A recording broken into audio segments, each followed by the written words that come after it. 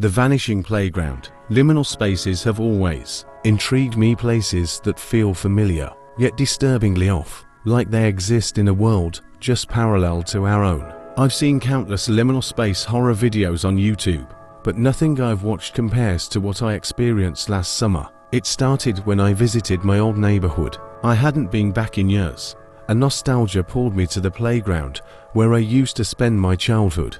When I arrived, it wasn't like I remembered. The playground equipment was still there, the rusted swings, the faded slides, and the creaking merry-go-round, but the space felt wrong.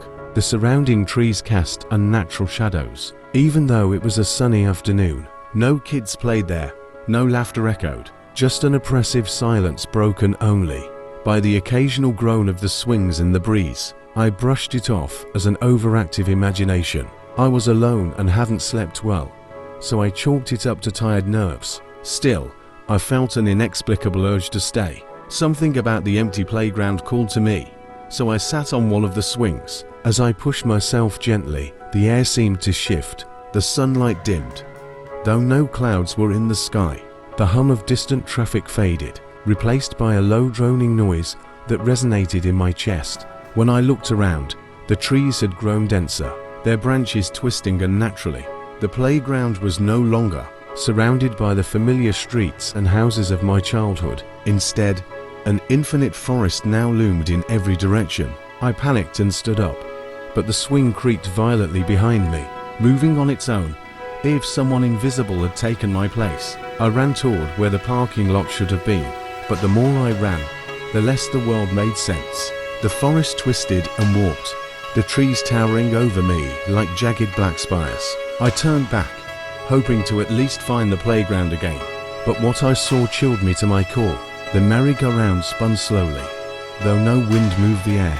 Around it, shadows danced tall, gangly figures with elongated limbs and blank faces. They circled the merry-go-round in sync, jerking unnaturally as they moved. One of them stopped, its featureless head turned toward me, and though it had no eyes, I knew it was looking directly at me.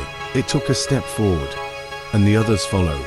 I screamed and ran blindly into the forest. The droning noise grew louder, almost deafening, and I swore I heard faint laughter, childlike, but wrong. I don't remember how I got out. I woke up hours later in my car, parked on the side of the road near the neighborhood.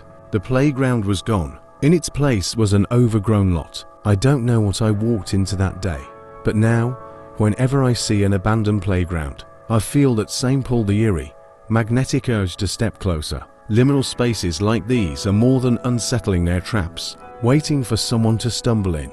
And if you do, you might not make it back. Be sure to like and subscribe for more scary stories.